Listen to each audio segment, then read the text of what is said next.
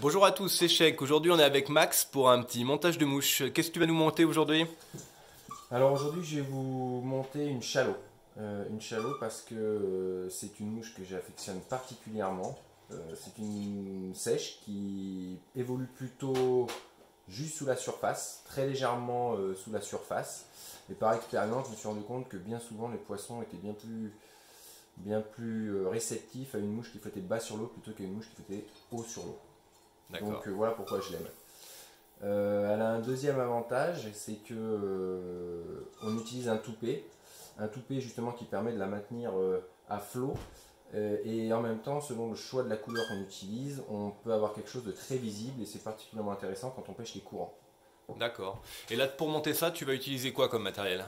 Alors là, je vais partir d'abord sur un hameçon, je monte en Camazan la plupart du temps, du B405, c'est des fins de fer à hampe courte. Ensuite, pour ce qui est des matériaux, j'utilise une soie 8.0 de Charrette JMC classique, hein, c'est un standard, ça monte à peu près petit et mouche moyenne. Avec ça, j'utilise quasiment exclusivement des matériaux naturels, donc cul de canard pour le toupet. Pour le cerclage, je vais utiliser du coq du Limousin, alors c'est de la lancette, j'utilise plutôt de la lancette plutôt que du hack parce que c'est légèrement plus souple et je trouve que ça fait moins vriller le fil quand on pêche et on permet de D'accord. pêcher plus fin. Ensuite, en cerclage, je pars sur quelque chose du coq de Léon, c'est très proche du pardo. C'est très brillant, je trouve que ça donne beaucoup de naturel à l'insecte, à l'imitation.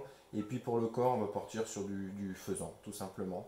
Pour le dubbing, j'utilise du lièvre standard, j'utilise ça dans quasiment tous mes montages, mélangé avec un tout petit peu d'antron blanc, ce qui donne de la brillance. Voilà. D'accord. On vous mettra tout le matériel dans le descriptif de la vidéo et puis je ferai une petite photo du matériel utilisé pour ce montage. Vas-y. Allez, bah c'est parti. Donc mon hameçon, mes 405. C'est compliqué à monter, ça s'adresse à qui? Ça peut... Enfin, c'est un peu plus technique peut-être Oui, qu'un sedge ou... oui, un petit peu, notamment pour le toupet et le montage parachute que ça nécessite. Ouais, je dirais que c'est une difficulté moyenne. D'accord. Ça reste faisable avec un petit peu d'expérience. On s'entraîne un petit peu, on en fait une dizaine et puis après on s'en sort, hein. C'est pas non plus. Vous verrez, vous pourrez vous en faire une idée. Alors je vais partir donc avec mon coq de Léon pour les cercles. Tu l'as utilisé cette mouche en compétition déjà? Je l'ai utilisé en compétition, oui. Je l'ai aussi pas mal utilisé en Croatie. C'est une mouche qui marche très bien. Je l'utilise bien sûr dans la région sur la Sioule. Ça prend des ombres aussi, hein. On pourrait croire que c'est une mouche un petit peu grosse avec justement le toupet de canard qui permet de bien la visualiser. Et en fait, pas du tout, hein. Ça fait bouger du poisson. Alors en plus, le cul de canard, je vous dirai plus tard, mais si on le graisse bien avant de l'utiliser, ça tient vraiment l'eau, quoi. Ça tient vraiment bien l'eau et ça sèche très facilement. D'accord. Donc là, j'ai fixé mes cercles.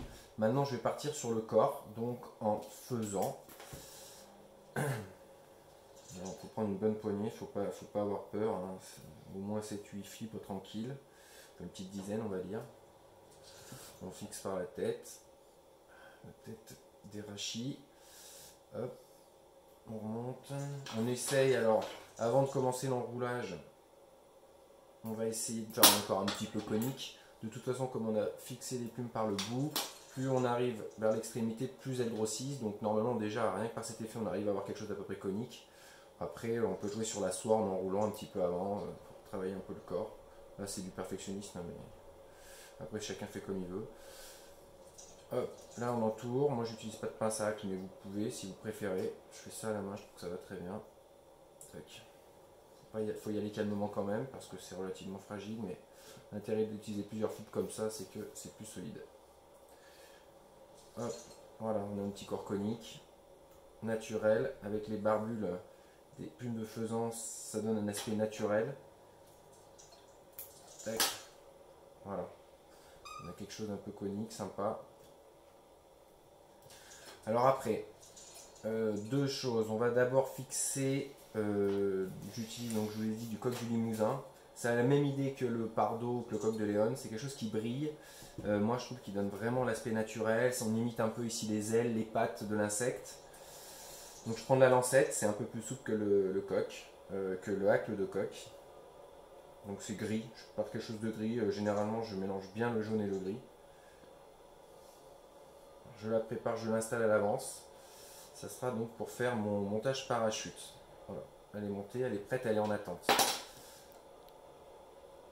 Ensuite, on va partir sur le toupet de canard. Donc, bon, je vous l'ai dit, là, ce qui est important, vraisemblablement, c'est plutôt la couleur qu'on va utiliser pour ensuite pêcher. Donc là, c'est plutôt un choix pour la pêche. Je vais prendre du jaune, un jaune pâle, très très pâle là. C'est du Nuki Canard, ce qu'on appelle olive claire même. Donc c'est vraiment des petites plumes comme ça, extrêmement dufteuses, d'une superbe qualité. Il n'y a pas de rachis dedans, c'est vraiment que de la plume quoi. Ça flotte très très bien. Alors je vais en partir sur 2, je pense que ça va suffire dans ce cas-là.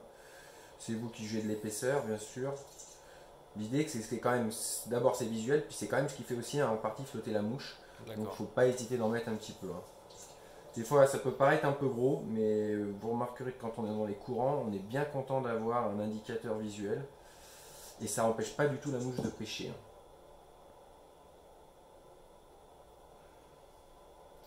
Alors ça a aussi l'intérêt d'imiter les ailes de l'insecte, hein, bien sûr. Là on est sur une imitation, on va dire, type éphémère. Et donc on imite évidemment les ailes de l'insecte. C'est celle-là la mouche anti-bredouille? C'est une bonne question. La mouche anti-bredouille, je ne sais pas s'il y en a une. Alors si, tous les pêcheurs vous diront qu'ils ont une mouche. On fait pas mal de compétitions. On a toujours une mouche, notre mouche à nous, celle à laquelle on croit, mais je pense que c'est parce que au final on pêche plus souvent avec cette mouche-là qu'avec les autres, qu'elle nous sauve souvent de la bredouille. Je crois que c'est ça l'idée. Là, pour travailler ça, je vais quand même prendre une petite pince à acre parce que pour accrocher mon petit axe, c'est plus facile pour moi d'attraper là parce que la plume n'est pas très longue. D'accord. Donc j'utiliserai ça. Alors maintenant on va travailler sur le thorax de l'insecte, le thorax de la mouche. Donc en dubbing, je vous ai dit lièvre, parce qu'encore une fois, moi j'aime ce genre de fibre qui bouge bien dans l'eau naturelle. C'est mélangé un petit peu à de l'antron. Donc c'est une fibre synthétique antron, je la prends blanche, qui brille, qui reflète bien le soleil. C'est des dubbings que j'achète prêts, bon, des fois je les fais, ça dépend un petit peu de ce que je recherche. Celui-là je l'avais acheté mélangé déjà. Vous trouvez ça chez des gens comme De Charette, enfin toutes les marques Toff, etc. font de ça. Donc je mets pas de poids, alors je sais que pour les débutants, tout le monde dit qu'il faut mettre de la poids sur le fil, alors ça sert franchement à rien, je pense que c'est un gadget la poids. Vous prenez une petite pincée, vous tournez entre vos doigts autour du fil et vous voyez ça se fixe très très bien au fil. Alors, ouais, c'est un peu brillant aussi alors. Alors là, ça voilà, c'est l'antron qui donne ce brillant là. Hein. Le lièvre, je dirais plus que c'est pour donner en dessous de la mouche, hein, ça crée des petites pattes, des petites aspérités, les bulles d'air se fixent dedans. Je dirais que ça donne un peu du mouvement à la mouche. L'antron, c'est vraiment plutôt le brillant que je cherche avec l'antron, quoi. Voilà. Donc là, j'ai fait mon petit thorax. Alors après, vous verrez, mais ça, quand la mouche est finie, on peut passer une petite brosse dessus, un petit papier craft pour tirer les fibres et redonner encore davantage à vivant. Imiter des pattes qui pendraient sous l'insecte. Voilà, donc maintenant que j'ai fait ça, je vais partir pour enrouler mon hacle. C'est l'opération la plus difficile, c'est ce qui fait que cette mouche n'est peut-être pas une mouche tout à fait de débutant. C'est là où il faut aller chercher le... C'est pas le plus simple. Ça dépend de la qualité des pinces aussi que vous avez. Ça fait longtemps que j'ai pas monté, alors on sait peut-être des pinces bien mieux que celles que j'ai aujourd'hui. Voilà. Donc là on entoure, on tient le toupet. Quand on entoure, à chaque fois qu'on fait un tour, on va bien vers le bas. On repasse sous le passage qu'on vient de faire. Sinon, ça va avoir tendance à pas assez serrer le toupet et en pêchant, ça va finir par se barrer. Donc là, je vais bien en dessous, vous voyez. Le pince, elle est toujours vers le bas. Toujours vers le bas. Faut pas faire des tours. C'est ce qui va faire aussi flotter la mouche. Parce que l'acle, dans ce cas-là, il est monté sur la mouche de façon horizontale. Et c'est ce qui repose sur la surface de l'eau. Donc en réalité, c'est aussi ça qui participe à la flottaison de la mouche, donc c'est vraiment très très important. Voilà, donc là j'ai dû faire 4-5 tours, enfin à peu près la totalité de ma plume, et maintenant je peux fixer l'ensemble. Donc au niveau de la tête, On vous fera d'autres vidéos sur des montages peut-être un peu plus accessibles aux débutants. Ouais, on pourra faire Et puis ça. d'autres plus techniques. On va voir comment on va développer le montage. Voilà. Donc là, je viens de finir. J'ai fixé mon extrémité de lancette et j'en profite maintenant pour faire ma tête. C'est important, donc c'est là on est sur de la mouche, on essaie d'imiter quand même l'aspect en général d'une mouche. Une mouche a une tête. Donc sur du fil noir, faut pas non plus faire un truc gigantesque. Hein. Faut rester dans les proportions qui vous plairaient. Moi je trouve que là c'est bien. Donc bon, moi je n'utilise pas de matériel pour faire mes nœuds. Je sais qu'on a beaucoup de choses. Alors on peut trouver ça. Ça à la limite, c'est quelque chose, ça c'est simple. C'est une aiguille à du bing. Et en même temps il y a un petit trou dans le manche. Donc on fait un tour de soie dessus. On met le trou dans l'œillet. On met plutôt l'œillet dans le trou. Et là on fait remonter la soie. Hop, ça fixe. Bon, c'est également un gadget, je pense. On peut aussi le faire sans, avec 2 doigts. Voilà, on met comme ça, on tient, on tire. Ça fait exactement la même chose. Est-ce que tu colles après ton nœud ou tu mets quelque Oui. chose dessus Alors oui. Ça pareil, par expérience, je monte des mouches depuis très longtemps. On vend du vernis. Moi, le vernis, j'y crois pas trop. Déjà, je trouve que ça colle pas des masses. Souvent, ça met longtemps à sécher. Je préfère, alors, faut le faire avec précaution. J'utilise de la cyanolite, quelle que soit la marque, de la super glue. On en pose une petite goutte sur un support. Là, je suis en train de le faire. C'est pas de la sueur, c'est du gel. Alors, c'est pas vraiment adapté. Moi, je préfère la liquide, mais enfin aujourd'hui, j'avais du gel. Donc, on va faire avec. Hop. Déjà, parce qu'on pose sur un support, ça évite d'en mettre partout. Je préconise vraiment la liquide. Si vous n'avez pas autre chose, vous prenez autre chose, mais la liquide. On prend une petite aiguille. Voilà, avec l'aiguille, on va dans la goutte. Et là, sur la pointe d'une aiguille, on a vraiment la micro-goutte, quoi. On fait du travail propre, là, je veux dire. On écarte bien les plumes. On pose un léger point de colle. Ouais, c'est pas comme avec le vernis, alors Non. espèce de pinceau, ça fait, C'est ça rentre dans inutilisable. l'œillet, Bien c'est pas sûr, pratique. Bien sûr, ça Ouais. fait pas du beau travail. On arrive à la pêche, on est pressé, on a un poisson en activité, on veut monter une mouche, l'œillet est bouché. Enfin, c'est juste pas possible. Que là, si on fait du travail propre, déjà l'œillet n'est pas bouché.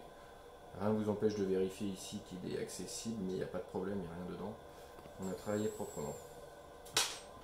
Voilà, la mouche est finie. Je vous l'ai dit, après on peut un petit peu, alors ça c'est une aiguille à du bing, c'est pas un hasard, ça s'appelle comme ça. Ça permet une fois le thorax, une fois qu'on l'a fait, de tirer un petit peu sur les fils de du bing, comme ça, pour donner un petit peu de vivant à votre mouche. On gratte, on peut utiliser une petite brosse, il y a plusieurs choses, on peut même le faire à la main, même si la main c'est un peu compliqué, mais voilà.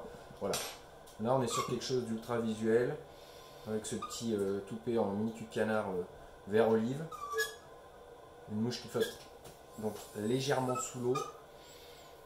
Voilà, des couleurs bien brillantes avec le coq de Léon, le coq du Limousin pour faire l'acre.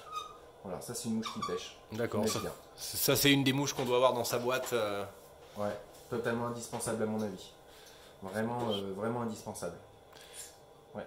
Si j'avais une mouche que j'en aimerais partout, déjà je commencerais par une mouche comme ça. Ça marche. Après on peut varier les couleurs hein, selon la saison, on peut être sur du noir, pour pêcher en réservoir aussi sur du noir. On peut le monter en bien plus petit. Hein. On peut remplacer le toupet de cul de canard par du synthétique, par exemple par des boules de polystyrène enfermées dans du collant. Ça permet de monter des mouches sur des hameçons de 20-22, sur des poissons très très difficiles en réservoir. Par exemple, on peut pêcher en 10 centièmes ou en 8 avec. On peut aller chercher des poissons compliqués, quoi. Voilà.